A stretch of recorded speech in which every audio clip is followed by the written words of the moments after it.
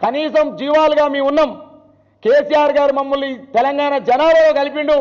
కనీసం మాకు మందులు ఇవ్వండి, మాకు కనీసం జీవన బీమా కల్పించని చెప్పేసి గొర్రెలు ఇవాళ గాంధీ భవన్ ముట్టడించిన సంఘటన ఈ రాక్షస కళ్ళుండి నోరుండి మాట్లాడలేని కబోదుల్లాగా వస్తున్న ఈ కాంగ్రెస్ ప్రభుత్వం ఏదైతే ఉందో ఆ కాంగ్రెస్ ప్రభుత్వానికి నాయకత్వం ఇస్తున్న కాంగ్రెస్ పార్టీ గాంధీ భవన్ ముందు గాంధీలాగా వ్యవహరించారు.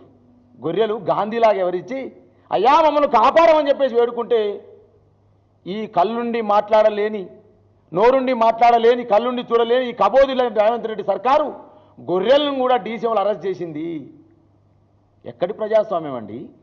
సామాజిక న్యాయం 7వ గ్యారంటీ, ప్రజా పరిపాలన ఎవరైనా ఏం మాట్లాడొచ్చని చెప్పేసి మాట్లాడిన రేవంత్ రెడ్డి ఆ గొర్రెలు మూగజీవాలు మాకు బీమా సౌకర్యం కల్పించాలని, మాకు నటల మందు ఇవ్వాలని, మా గొర్రె మూగజీవాలకు కనీసం మందులు ఇవ్వాలని ఆలోచన చేస్తే గొర్రెలను కూడా అరెస్ట్ చేసి పోలీసు వాళ్ళు ఏం చేయాలి?